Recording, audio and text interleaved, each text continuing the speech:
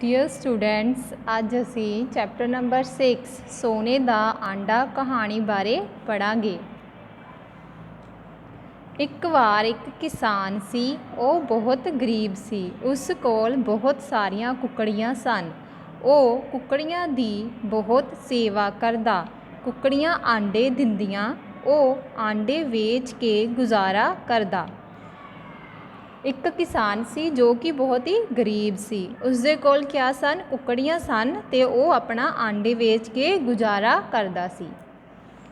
एक दिन एक कुकड़ी ने सोने दा आंडा दिता। सोने दा आंडा वेख के किसान बहुत खुश होया। वो अपने आप विच सोचण लगा, ਉਹ ਇਸ सोने ਦੇ ਆਂਡੇ ਨੂੰ ਵੇਚੇਗਾ, ਉਸ ਨੂੰ ਇਸ ਬਦਲੇ ਬਹੁਤ ਸਾਰੇ ਪੈਸੇ ਮਿਲਣਗੇ। ਇੱਕ ਦਿਨ ਉਹ ਕੁਕੜੀ ਸੋਨੇ ਦਾ ਆਂਡਾ ਦਿੰਦੀ ਹੈ ਤੇ ਕਿਸਾਨ ਦੇਖ ਕੇ ਬਹੁਤ ਹੀ ਖੁਸ਼ ਹੁੰਦਾ ਹੈ। ਉਹ ਆਪਣੇ ਮਨ ਵਿੱਚ ਹੀ ਸੋਚਦਾ ਹੈ ਕਿ ਉਹ ਜਦੋਂ ਇਸ ਨੂੰ ਵੇਚੇਗਾ ਤਾਂ ਉਸ ਨੂੰ ਬਹੁਤ ਸਾਰਾ ਪੈਸਾ ਮਿਲੇਗਾ ਤੇ ਉਸ ਦੀ ਜਿਹੜੀ ਗਰੀਬੀ ਹੈ ਉਹ ਦੂਰ ਹੋ ਜਾਵੇਗੀ। ਉਸ ਨੇ ਉਹ ਆਂਡਾ ਸੰਭਾਲ ਕੇ ਰੱਖ ਲਿਆ। दूसरे दिन उसे कुकड़ी ने एक होर सोने दा आंडा दिता। हुण तां किसान बेहद खुश सी।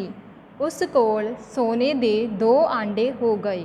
वो किसान हर वेले सोने दे आंडियां बारे ही सोचदा रहिंदा। अचानक उस दे मन विच लालच आ गया। वो सोचण लगा कि कुकड़ी दे ढिड विच पता नहीं किन्ने कु सोने दे आंडे होणगे। किसान जदों सोने दा आंडा देखदा है तो वह बहुत ही खुश हो जाता है तो वह आंडे नूं संभाल के सांभ के रख लैंदा है। दूसरे दिन कुकड़ी फिर सोने दा आंडा दिंदी है। किसान बहुत ज़्यादा खुश सी कि उसदे कोल 2 आंडे हो गए हन। वह उन्हां बारे ही सोचदा रहिंदा। एक दिन उसके मन में लालच आ गया। वो सोचण लगा कि उसके ढिड विच होर पता नहीं किन्ने कु सोने दे आंडे होणगे। उसका लालची मन कुकड़ी नूं वड्ढण बारे सोचण लगा। लालच ने उसकी अकल ते परदा पा दिता। वो जल्दी जल्दी अमीर बन जाना चाहुंदा सी। आखिर उसने छुरा लिया ते कुकड़ी दा ढिड पाड़ सुट्टिया। कुकड़ी दे ढिड विचों कुछ भी ना निकलिया। ये देख के उसनूं बहुत पछतावा होया, परंतु हुण पछताउण दा कोई लाभ नहीं सी। किसान दे मन विच की आ जांदा है? लालच। ते वो कुकड़ी नूं वड्ढण बारे सोचण लग पैंदा है। अकल ते परदा पै जाना, कुछ भी सोचण समझण दी शक्ति ना रहनी। उसकी अकल ते परदा पा दिता। वो जल्दी जल्दी की बन जाना चाहुंदा सी? अमीर बनना चाहुंदा सी। उसने की एक छुरा लिया ते कुकड़ी दा ढिड पाड़ सुट्टिया, पर उस विचों कुछ भी ना निकलिया ते बहुत ही पछताउण लगा। पर हुण उसनूं पछताण दा कोई भी फायदा नहीं सी। सो बच्चिओ, इस तरह किसान ने अपने पैरीं आप कुहाड़ा मार लिया। जे वो सबर तो काम लैंदा तां वो बहुत अमीर बन सकदा सी, परंतु लालच ने उसनूं अन्ना कर दिता सी। सियाणे सच ही कहंदे हन कि लालच बुरी बला है।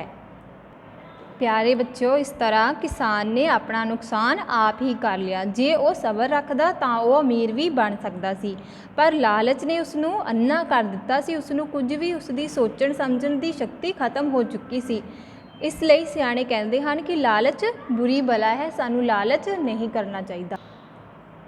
हेठ लिखे प्रश्नां दे उत्तर 1 जां 2 सतरां विच लिखो। ऊड़ा प्रश्न, किसान ने की रखिया होया सी? उत्तर, किसान ने कुकड़ियां रखियां होईयां सन।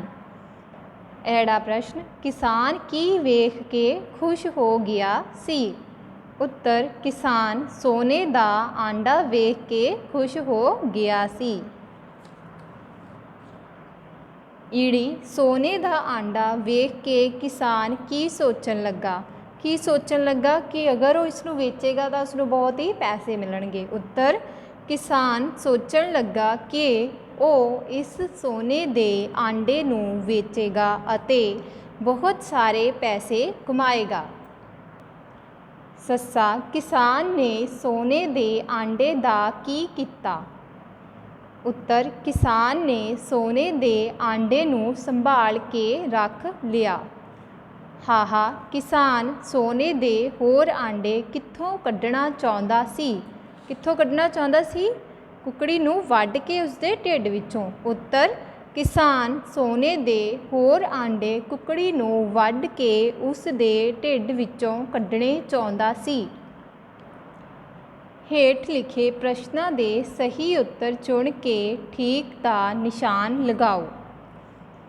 ਊੜਾ ਕਿਸਾਨ ਆਪਣਾ ਗੁਜ਼ਾਰਾ ਕਿਸ ਤਰ੍ਹਾਂ ਕਰਦਾ ਸੀ? ਕਿਸ ਤਰ੍ਹਾਂ ਕਰਦਾ ਸੀ? ਫਸਲ ਵੇਚ ਕੇ, ਆਂਡੇ ਵੇਚ ਕੇ, ਖੇਤ ਵਾਹ ਕੇ ਜਾਂ ਫਿਰ ਭਾਰ ਢੋ ਕੇ? ਕਿਸ ਤਰ੍ਹਾਂ ਕਰਦਾ ਸੀ? ਆਂਡੇ ਵੇਚ ਕੇ। ਐੜਾ ਕਿਸਾਨ ਕੀ ਦੇਖ ਕੇ ਖੁਸ਼ ਹੋ ਗਿਆ? ਕੀ ਦੇਖ ਕੇ ਖੁਸ਼ ਹੋ ਗਿਆ ਸੀ? ਬਹੁਤ ਸਾਰੇ ਰੁਪਏ, ਚਾਂਦੀ ਦੇ ਸਿੱਕੇ, ਸੋਨੇ ਦਾ ਆਂਡਾ ਜਾਂ ਫਿਰ ਮੋਹਰਾਂ ਦੀ ਥੈਲੀ ਵੇਖ ਕੇ ਖੁਸ਼ ਹੋ ਗਿਆ? ਕੀ ਦੇਖ ਕੇ? ਸੋਨੇ ਦਾ ਆਂਡਾ ਵੇਖ ਕੇ ਖੁਸ਼ ਹੋ ਗਿਆ। ਸੋਨੇ ਦੇ ਆਂਡੇ ਪ੍ਰਾਪਤ ਕਰਕੇ ਕਿਸਾਨ ਦੇ ਮਨ ਵਿੱਚ ਕੀ ਆਇਆ? ਕੀ ਆਇਆ? ਸਬਰ, ਗੁੱਸਾ, ਨਫ਼ਰਤ ਜਾਂ ਫਿਰ ਲਾਲਚ? ਕੀ ਆ ਗਿਆ ਸੀ ਉਸਦੇ ਮਨ ਵਿੱਚ? ਲਾਲਚ ਆ ਗਿਆ ਸੀ। ਸੱਸਾ ਕਿਸਾਨ ਨੇ ਕਿਸ ਚੀਜ਼ ਨਾਲ ਕੁੱਕੜੀ ਦਾ ਢਿੱਡ ਪਾੜ ਸੁੱਟਿਆ? ਕਿਸ ਚੀਜ਼ ਨਾਲ? ਦਾਤਰੀ ਨਾਲ, ਤਲਵਾਰ ਨਾਲ, ਛੁਰੇ ਨਾਲ ਜਾਂ ਫਿਰ ਨੇਜੇ ਨਾਲ? ਕਿਸ ਨਾਲ? ਛੁਰੇ ਨਾਲ। ਕੁੱਕੜੀ ਦੇ ਢਿੱਡ ਵਿੱਚੋਂ ਕੀ ਨਿਕਲਿਆ? ਸੋਨੇ ਦਾ ਆਂਡਾ? ਕੁਝ ਵੀ ਨਹੀਂ। ਸੋਨੇ ਦਾ ਸਿੱਕਾ ਜਾਂ ਫਿਰ ਸੋਨੇ ਦਾ ਰੁਪਇਆ? ਕੀ ਨਿਕਲਿਆ? ਕੁਝ ਵੀ ਨਹੀਂ ਨਿਕਲਿਆ। ਸਾਹਮਣੇ ਦਿੱਤੀ ਬ੍ਰੈਕਟ ਵਿੱਚੋਂ ਸਹੀ ਸ਼ਬਦ ਚੁਣ ਕੇ ਖਾਲੀ ਥਾਵਾਂ ਭਰੋ। ਹੁਣ ਅਸੀਂ ਇਹਨਾਂ ਆਪਸ਼ਨਸ ਦੇ ਵਿੱਚੋਂ ਸਹੀ ਸ਼ਬਦ ਚੁਣ ਕੇ ਇੱਥੇ ਲਿਖਾਂਗੇ। ਊੜਾ ਉਹ ਡੈਸ਼ ਵੇਚ ਕੇ ਗੁਜ਼ਾਰਾ ਕਰਦਾ। ਕੀ ਵੇਚ ਕੇ? ਕਣਕ ਵੇਚ ਕੇ ਜਾਂ ਆਂਡੇ ਵੇਚ ਕੇ? ਕੀ ਵੇਚ ਕੇ? ਆਂਡੇ ਵੇਚ ਕੇ। ਉਸ ਨੇ ਉਹ ਆਂਡਾ ਡੈਸ਼ ਕੇ ਰੱਖ ਲਿਆ। ਕੀ ਕਰਕੇ ਰੱਖ ਲਿਆ? ਸੰਭਾਲ ਕੇ ਜਾਂ ਲੁਕੋ ਕੇ? ਕੀ ਕਰਕੇ? ਸੰਭਾਲ ਕੇ ਰੱਖ ਲਿਆ। ਉਸ ਕੋਲ ਸੋਨੇ ਦੇ ਡੈਸ਼ ਆਂਡੇ ਹੋ ਗਏ। ਕਿੰਨੇ ਆਂਡੇ ਹੋ ਗਏ? 4 ਜਾਂ 2? 2। ਲਾਲਚ ਨੇ ਉਸ ਦੀ ਡੈਸ਼ 'ਤੇ ਪਰਦਾ ਪਾ ਦਿੱਤਾ। ਕਿਸ 'ਤੇ? ਅਕਲ 'ਤੇ ਜਾਂ ਨਿਗਾਹ 'ਤੇ? ਅਕਲ 'ਤੇ। ਪਰੰਤੂ ਹੁਣ ਡੈਸ਼ ਦਾ ਕੋਈ ਲਾਭ ਨਹੀਂ ਸੀ। ਕੀ ਕਰਨ ਦਾ ਕੋਈ ਲਾਭ ਨਹੀਂ ਸੀ ਹੁਣ? ਰੋਣ ਦਾ ਜਾਂ ਫਿਰ ਪਛਤਾਉਣ ਦਾ? ਪਛਤਾਉਣ ਦਾ ਕੋਈ ਲਾਭ ਨਹੀਂ ਸੀ।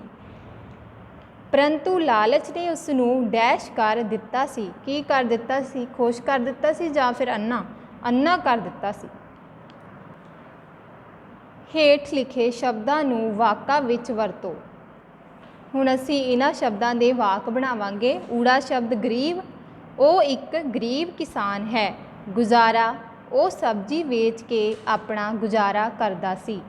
ਸੇਵਾ, ਰਾਜੂ ਆਪਣੇ ਮਾਤਾ ਪਿਤਾ ਦੀ ਬਹੁਤ ਸੇਵਾ ਕਰਦਾ ਹੈ। ਸੰਭਾਲ, ਉਸ ਨੇ ਆਂਡਾ ਸੰਭਾਲ ਕੇ ਰੱਖ ਲਿਆ। ਅਚਾਨਕ, ਉਸ ਨੇ ਅਚਾਨਕ ਇੱਕ ਸੱਪ ਦੇਖਿਆ। ਲਾਲਚ, ਕਿਸਾਨ ਦੇ ਮਨ ਵਿੱਚ ਲਾਲਚ ਆ ਗਿਆ। ਹੇਠ ਲਿਖੇ ਸ਼ਬਦਾਂ ਦੇ ਵਚਨ ਬਦਲੋ।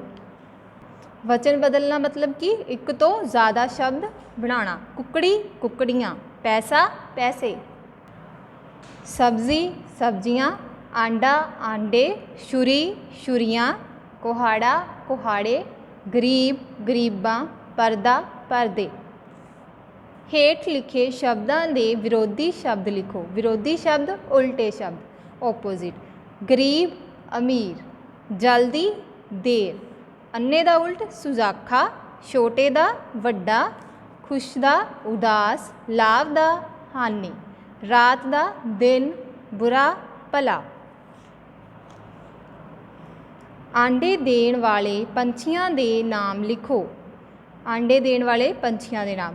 ਕੁੱਕੜੀ, ਚਿੜੀ, ਘੁੱਗੀ, ਕਬੂਤਰੀ, ਕੋਇਲ। Thank you.